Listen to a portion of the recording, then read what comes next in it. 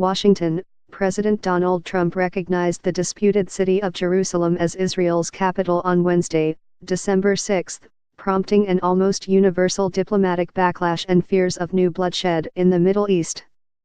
Trump's defiant move, making good on a core campaign pledge, ended 7 decades of U.S. ambiguity on the status of the Holy City vociferously claimed by Israelis and Palestinians. America's leader appeared further isolated, as allies and foes alike denounced his decision, and Palestinians questioned whether their dream of statehood, as part of a peace deal brokered by Washington, was still possible. But the U.S. president claimed this marked the start of a new approach to solving the Israeli-Palestinian conflict. Israel is a sovereign nation with the right, like every other sovereign nation, to determine its own capital, Trump declared from the White House. It is time to officially recognize Jerusalem as the capital of Israel, he said, urging calm and the voices of tolerance to prevail over the purveyors of hate. At POTUS, I have determined that it is time to officially recognize Jerusalem as the capital of Israel. I've judged this course of action to be in the best interest in the United States of America and the pursuit of peace between Israel and Palestinians. pic.twitter.com/x2eogvu4m0 Palestinian President Mahmoud Abbas said Trump's deplorable and unacceptable move signified America's withdrawal as a sponsor of the peace process. Hamas, the Palestinian Islamist movement that runs the Gaza Strip, warned Trump had opened the gates of hell on U.S. interests in the region.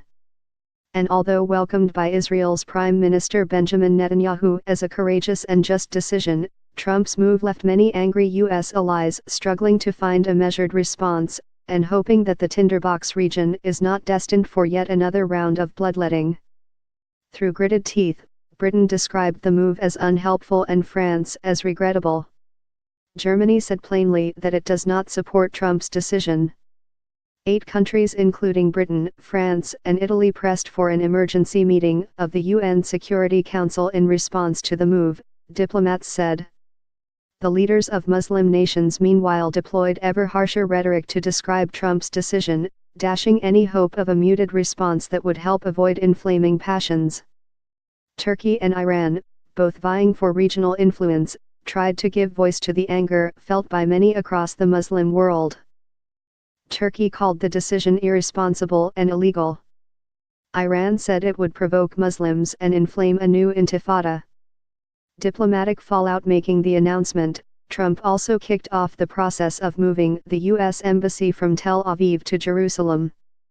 In doing so, he begins to make good on a campaign promise dear to evangelical Christian and right-wing Jewish voters, as well as donors.